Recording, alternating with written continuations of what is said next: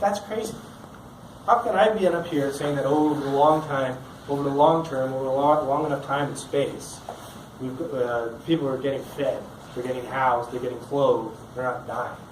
We're living in a more equal society. And yet somehow there's more slaves than there ever have been. That seems completely incongruous to me. That's crazy. It's hard to fathom that 45 million people, more than the population of Canada, live in slavery.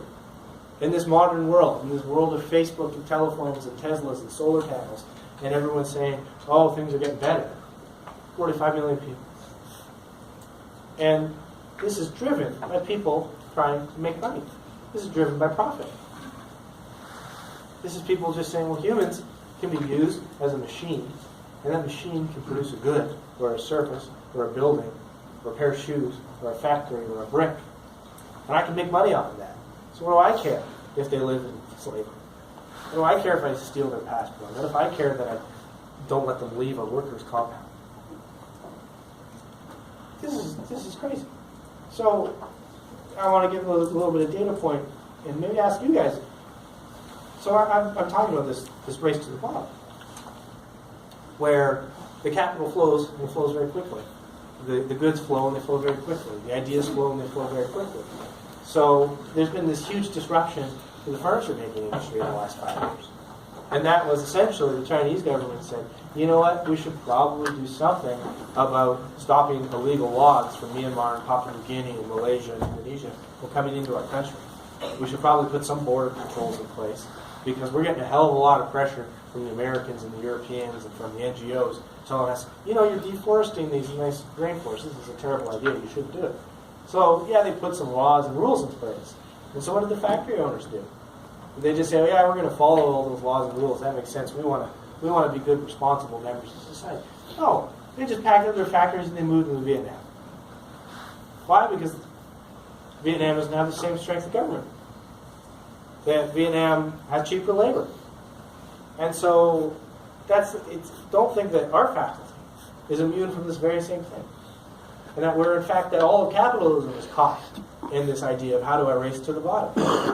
How do I find the cheapest possible way to do whatever it is I'm trying to do? Like another great example of, I think, of a race to the bottom is log exports. Like that is how unimaginative the large companies in British Columbia are. Is that the only way they can think of making money is to do the least amount of processing possible and ship them overseas. Because they are so stuck in this neoliberal mindset that we just need open markets, free flow, trade in goods, and I just have one responsibility only, and that is to make profit. That they're like, well, this is a great way for us to make profit. Don't make me think any differently. Don't make me think about whether this is a public sector resource. Don't make me think about the impact on the land base. Don't make me think about whether I'm actually sustaining communities. Don't make me think about the First Nations people and whether they're okay with what we're doing to their land. Don't make me think about any of that. I'm just going to export as much as I possibly can. And continue to cry poverty every time the government says, you know what, maybe we're going to put some restrictions on your log export. Oh, no. It's the only place we make money. It's the only way we know how to make money. Right? And so, and now, but they've discovered a new way to make money. Pellets. But can we think of a less valuable way, a less valuable use of a tree than to simply burn it for energy? It's taking this complex cellular organism that has grown over decades into something that has all sorts of fascinating chemical and structural properties, and just saying the best that we can come up with is to burn it. That's innovation. That's a race to the bottom. Because do you know what a pellet, do you know what else is it? We could just burn garbage. Wood pellet is just as sustainable as burning the garbage in Vancouver. And yet that's the mindset that the capitalists have. That's the mindset that the people who are running this world have. Is don't make me think about society. Don't make me think about the environment. Don't make me think about the winners and losers in this.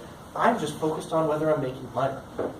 Now I have to follow the rules of the game, but boy, do I have a lot of influence over what those rules are.